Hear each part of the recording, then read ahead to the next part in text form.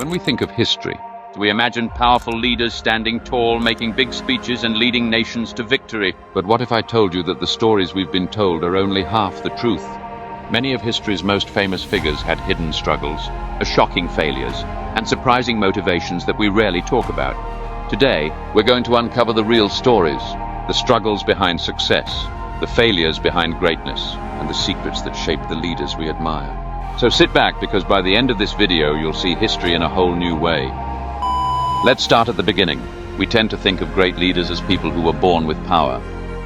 But the truth? Many of them came from nothing. Take Napoleon Bonaparte. Most people know him as the ruler of France.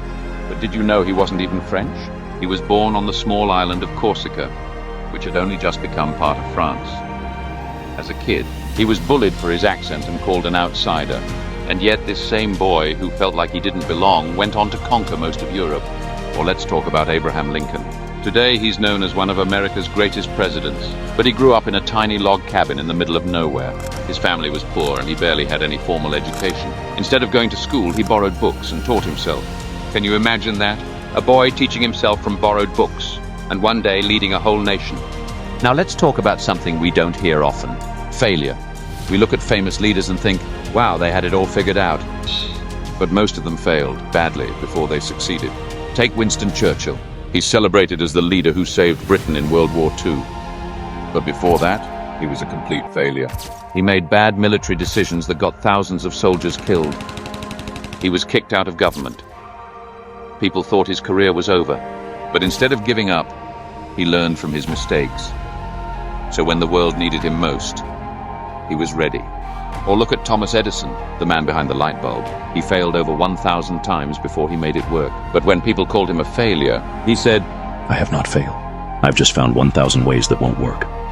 Failure isn't the end. For these leaders, it was just another step towards success. Here's something interesting. What really drove these leaders? What kept them going?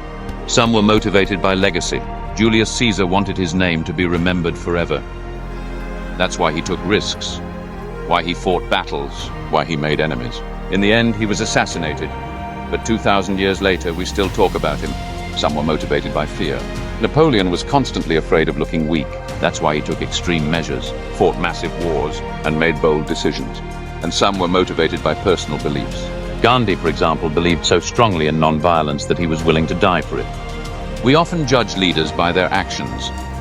But when you understand their motivations, you see them differently. So now that we know their hidden struggles, failures, and motivations, how should we view them? Are they still heroes? Are they still villains? The truth is, history is complicated. There is no perfect leader. Every great figure had flaws. Every hero had failures. Every decision they made came with a cost. But maybe that's what makes them human. Maybe greatness isn't about being perfect. It's about facing struggles, learning from failures, and staying true to your purpose. And maybe, just maybe, we can do the same. Thank you for watching. If you found this video interesting, hit like, subscribe, and let's keep exploring history together. Because the real stories, they're always deeper than we think.